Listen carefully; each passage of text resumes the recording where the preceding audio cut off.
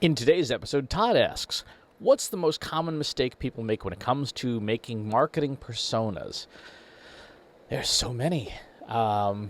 Personas, to be clear, are aggregates. Right? These are shorthand that we use to represent groups of people or clusters of people because up until the advent of artificial intelligence, it was impossible for us to market individually to every single person. So we would create these shorthand personalities, Sally Soccer Mom and Charlie CFO and whatever other cute names we tend to give these things, as a way of representing certain segments of customers and trying to distill down the attributes of those artificial personalities, these grouped personalities, to make it easier to market to them.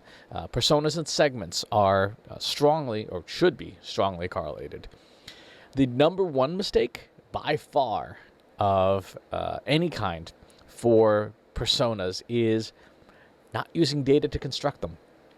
I have seen many people create personas based purely on opinion and anecdote. I talked to this customer last week, and this is what our new key persona should be in marketing. And it's like, that's not how data works. The plural of anecdote is not data. So by far, that's the number one mistake. If you're going to use personas, they have to be data-driven.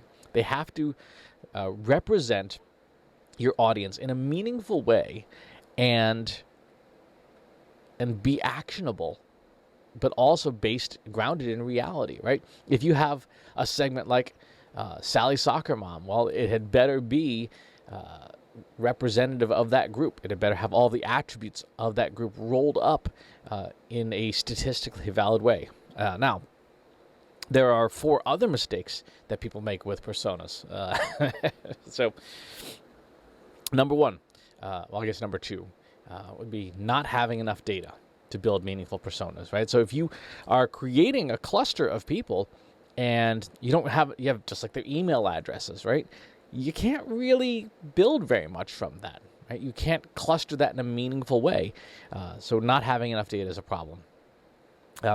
Failing to use clustering is a big one, where you just kind of arbitrarily look at a group of people and try to divide them up without any statistical or mathematical effort to actually find which attributes are related to each other and which would be meaningful clusters. People have a tendency to default to things like age. Well, age may or may not be relevant in your audience, right? Or it could be very misleading. So you have to use good statistical and mathematical tests to cluster your data together and then identify which of those segments actually there are clusters, there are groups, there are patterns in the data that you can use. The fourth problem is not calibrating your personas on outcomes.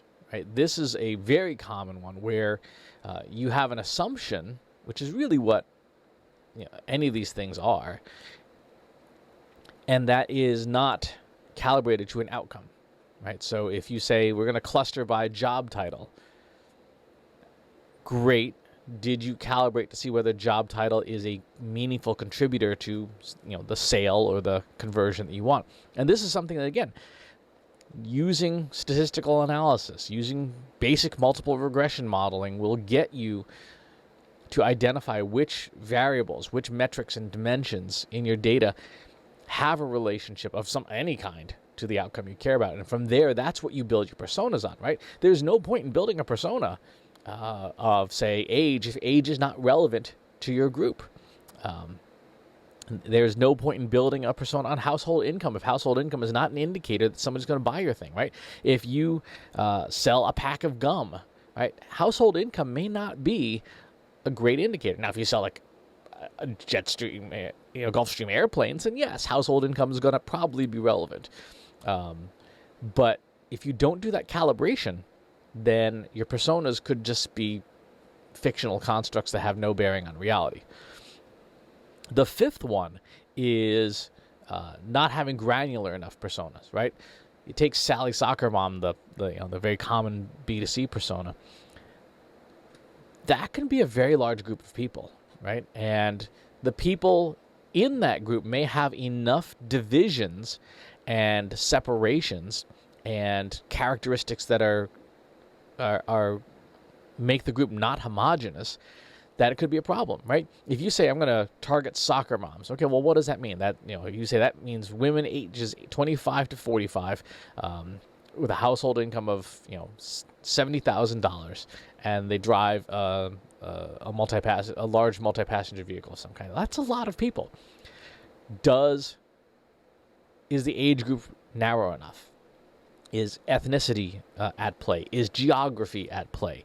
Are other personal preferences potentially relevant? Does the type of music that somebody listens to help you segment out that audience further? One of the things we have a tendency to do, especially in B2B personas, is to be just so broad with the brush that we end up with meaningless data, right? CFOs, that's our segment. Well, what kinds of companies, right? A CFO of a concrete company is going to be very different than a CFO of a design agency. They have very different targets and outcomes and goals. Yes, they all need to, manage money, but the businesses are so fundamentally different that grouping them together just as one lump, CFOs, probably is not going to be the way to go. Now, do I know that for sure? No, because we don't have a data set in front of us to calibrate, to test on, right? Going back to number 4, not having the outcomes that we care about to calibrate those personas on. But people tend to have personas that are not granular enough. And I'll add in a 6th one here, which is not as common a mistake, but it is still a mistake. And that is having personal biases creep in, which is kind of related to number 1, on relying on opinion as opposed to data. But there are any number of ways that personal biases can creep into persona construction, right? Even just something as simple as like when you make that PowerPoint slide of your personas for your market, if you pick images of people that you think represent those segments, and then you look at it, it's all men, or all Caucasians, or all middle-aged people, or all young people, or all dog owners. Whatever it is that you've done, you may have had a bias, conscious or unconscious, that has influenced that persona and its construction.